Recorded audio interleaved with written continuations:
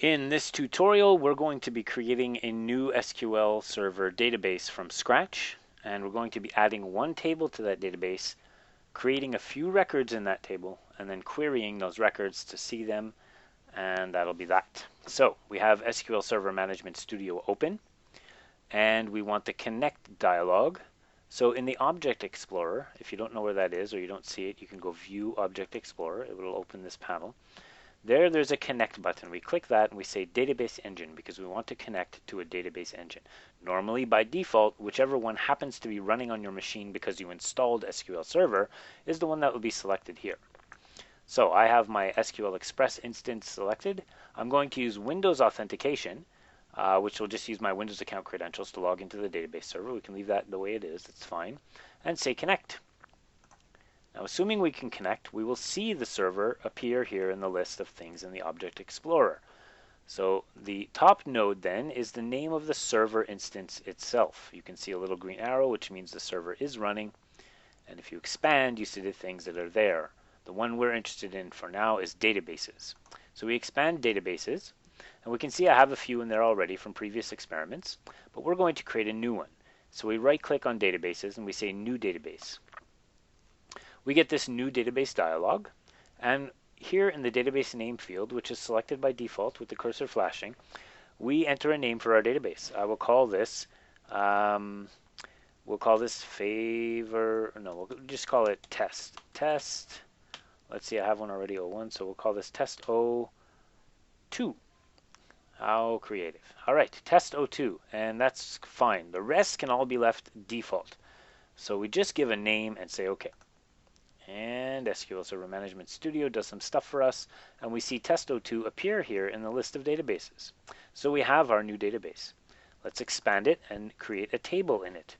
Underneath test02, we see tables. We right-click on that. Well, let's expand it. There's system tables, but there's actually not going to be anything there for you. It's not for you to look at or touch for now. Tables, we'll right-click and say New Table. And we get the new table creation dialog, or the table designer dialog. And here we're going to be creating our table. So let's just make a quick table for people. We'll say name. Name is the name of the person we're going to be keeping. For that, we're going to use varchar50. And what is that? Well, varchar is just variable character or text, if you like. Anything that's not an integer or a date timestamp for now is going to be varchar. That's what we're going to use for storing text. Now, the 50 is the field size. In other words, how many characters are allowed to be in that column for any record in the table. 50 should be fine for our purposes for name, but if you think you need more, then you should increase this to, I don't know, 100, etc. If you're talking about a column where you need to store a lot of text, or you know it's a bunch and you don't know generally how much each might hold, then there is varchar max.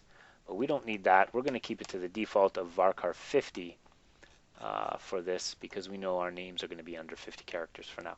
We're not going to allow nulls, or yeah, we will allow nulls. Okay, null again, what is that? Well, a column can be null. In other words, no data was ever entered into that column. You can either allow that or not. In other words, a record can be written to that table, but for that column, there must be data if allow nulls is unchecked. In other words, you can't allow that cell or that cell in that column for that record in that table to be empty.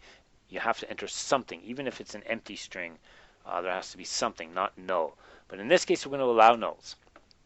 And we're going to put one more, call it age.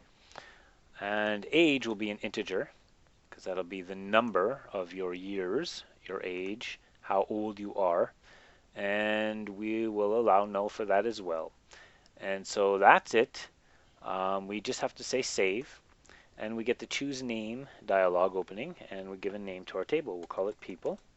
And we say OK. And that's it. Now that that's been done and saved, the save button is no longer enabled.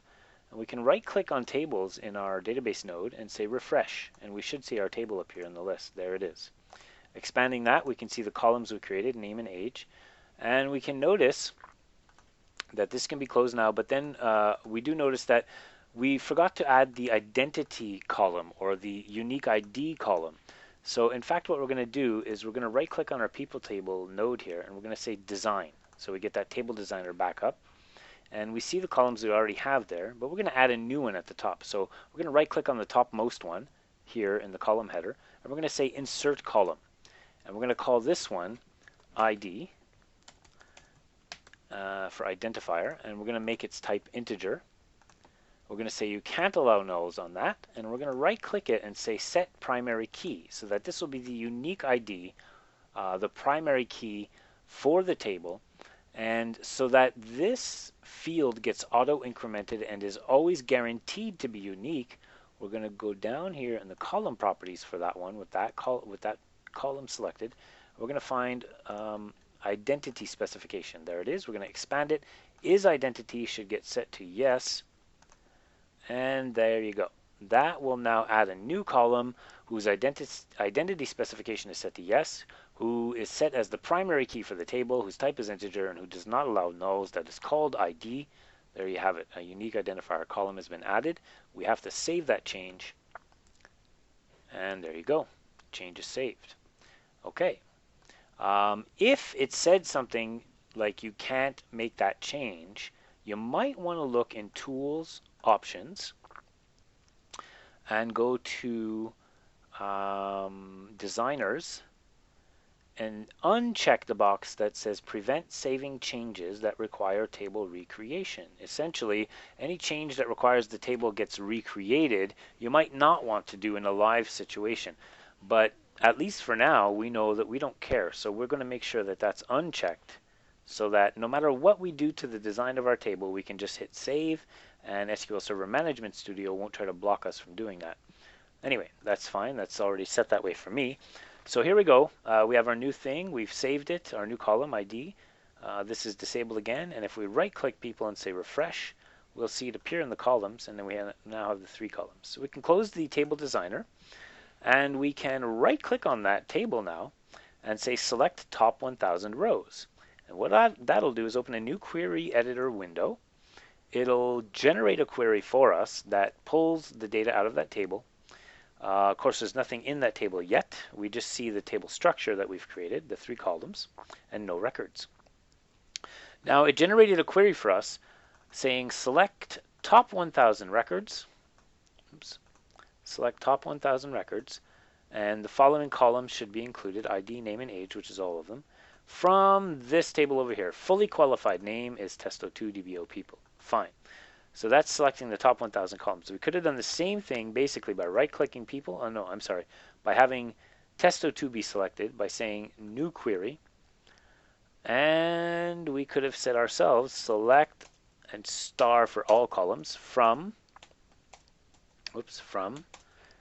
people, the simple name of the table, and just say execute. And again, we'll see the same basic result here. Now, we do want to get some data into the table quickly so that we can actually see something getting returned for our query. So we'll right-click on people and say edit top 200 rows, because that's the visual way in Management Studio to enter some data manually. So here we don't enter anything for the ID column because that gets incremented for us automatically. But we'll put some names. Joe, who's aged 22. Sue, who's aged 23. Mark, who's aged 24. And Bob, who's aged 55. All right. And just selecting that actually automatically commits it to the database. So now if we go back over to our query window and execute, we'll see that data come out.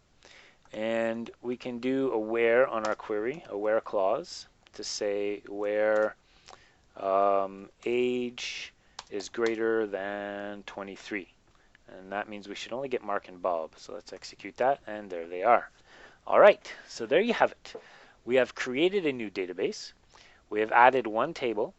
We've given it 2 columns, name and age, whose types are varchar 50 and integer, nulls allowed. And we've also given a unique identifier column, ID, set it to the primary key, identity specification as yes. And we added some records by right-clicking and saying edit top 200 rows. We got this dialog here where we could just start adding rows to the table. And after adding some rows, we queried the data and we saw a result come back. And that, in a nutshell, is creating a new database, adding one table, adding a few records, and querying the data. Good luck.